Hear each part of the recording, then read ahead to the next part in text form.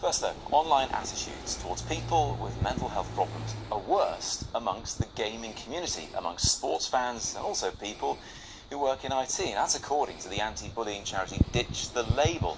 They've analysed nearly 13 million online conversations that have something to do with mental health. And they found that video gamers were 10% more likely to use offensive or derogatory language when discussing mental health. Now, earlier this year, the world's highest paid YouTuber, PewDiePie, had to say sorry for using an offensive word during a live stream gameplay. He claims he was just a slip of the tongue, but is the community taking mental health seriously enough? Or is offensive language and competitive bullying an acceptable part of the fun for some of them? Let's talk now to Emma Slade. She's an online gamer who says she's faced more abuse from females than males and thinks mental health can be disrespected on gaming platforms.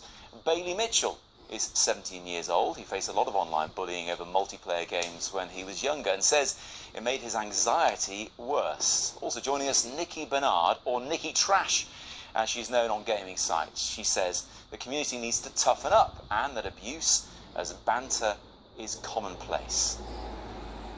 Really good to have all of you with me. Now, look, let me come to you, Emma, first. What kind of thing have you experienced and what games were you playing when you experienced it? To be honest, I've experienced it more on console gaming, so things like my PlayStation 4 and Xbox One than PC gaming. I've been playing games like Grand Theft Auto or sports games, and that's where I've had the majority of name calling and things. I find that there's a great community out there. It's just a bit hard finding them. And when you say they're abusing you, calling you names, how does it start? Is it, as Nikki I'm sure is going to say, just banter, just part and parcel of playing games online and having the headset on and people talking and getting into the moment? I get what she's saying, but especially with headset gaming, when it comes to that, there needs to be a line between banter and actual abuse. You know, mainly it happens if you don't play very well in a video game. And I think most people who play video games have some sort of mental health illness because most people really have mental health illnesses if they're playing video games? I would say a lot of people, nearly everyone I know in a huge gaming community has some sort of mental health illness. How do you know, though? How do you know that they have a mental health problem? I've spent the last 2 years raising money for charity and being very involved in raising money for mental health. So the sphere I have around me of community have all got mental health illnesses or are very, very keen on supporting people. And is this the kind of thing you would talk about during playing a game? You talk about the mental health issues you're having to deal with? During playing games on my PlayStation and things, that's not so much really what happens because people are so more in the moment. But if you're playing a game where people can leave comments in a live stream, it's not really so banterish so much. People aren't really like that, and that's more of a space where you can talk about mental health illnesses. Bailey, let me bring you in because you've suffered anxiety as a result of the experiences you've had when playing games online. How did that start to manifest itself? Well, when I was about 11, I got my first console, and the main game that I sort of played on there was FIFA.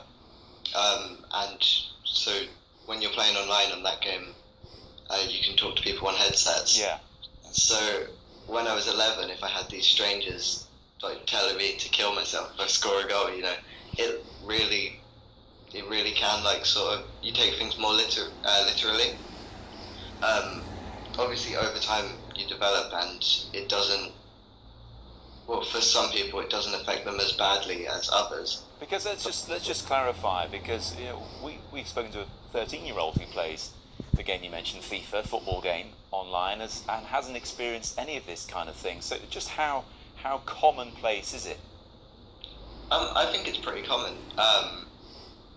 It sort of depends if you're playing online, if you're playing in a big game with lots of people, if if you talking, and also it's not only over headset. You can also get sent direct messages. Right. With your phone mode. Just final question to you for a second, Bailey, because I wonder if if you've got all these people in a room together at a party, there's inevitably going to be one or two that you probably avoid because they're saying too many things that you just don't agree with. Is it akin to that, or is it more people than that, and a way that you can't avoid it when you're playing? Well, I think by saying just avoid it, kind of like it's kind of not really solving any problem. It's just hiding a big issue. I think it really varies. Sometimes there will be times where you can just avoid it. Other times you can't. Some games you can mute chat. Some games you can't. And so it really depends. But again, I don't think that ignoring it is a good solution to that problem. Nikki, listening to Bailey and Emma, do you still think they should toughen up? Well, the whole thing is so subjective to what game you're playing. If you're playing Grand Theft Auto, naturally some questionable things are going to come up, and it's how are you supposed to? You can put the mute button on for sure and try to avoid it, but it's an online community. No matter what happens, there's going to be somebody somewhere ranting about something, and people get far too easily triggered about stuff.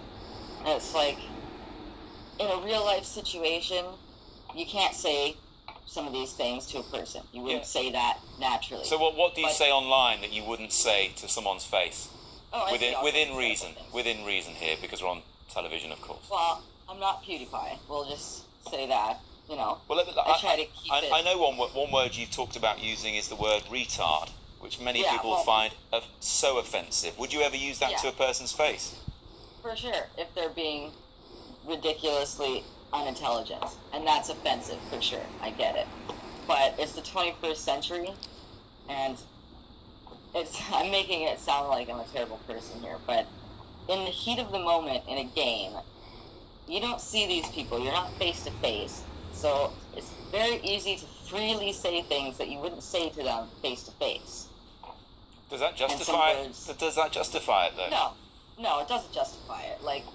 Definitely not, because there are people who get triggered by things, so you have to be careful.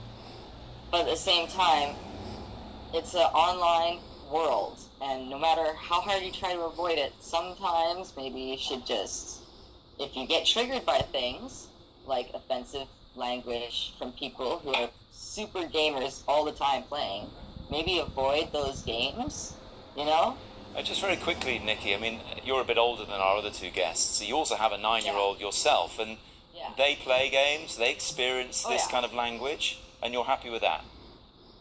Well, I'm not happy with it, but at the same time, I've taught him that there's a difference between virtual reality and the things that these YouTubers say. They're grown-ups. They're not, 9-year-old kids playing Firewatch. So he knows the difference between, okay, you can't talk like that ever, not in my house, not out in reality. But watching these guys play, he understands that, okay, they're having a rage moment and they're going to say some ridiculous stuff. Nikki, thanks to you for the second. I just want to go back to Bailey and Emma to finish off. Bailey, to you first. Have you ever fallen perhaps into the trap, as Nikki says, of getting so fired up during a game that you've said things that you regret? Can you appreciate why people might do that? I can. At the same time, I don't think offensive language, I don't think it's the issue. I think it's what you say. So I don't think swearing is going to trigger somebody's mental health issues. I think that telling them that you're going to come find their parents or whatever is. So it's really difficult to find where it starts to become a problem. But I do think sometimes you can, Thank you. Emma, just very briefly to you to finish off. It seems like there's obviously still a big gap between the real world and the online world. Do you think the online world finally is going to grow up a little bit here, or have to grow up to cope with this kind of thing? I think that the online community itself will grow up itself. I think that what she said, that it's the 21st century, and it's okay to call someone a retard is completely wrong in my opinion. And I don't think that children should be exposed to games with language like that. It's not swear words, like Bailey said, that trigger people. It's the name calling and the threats. Okay. Emma, thank you so much indeed. Bailey, Nikki, thanks to you both as well.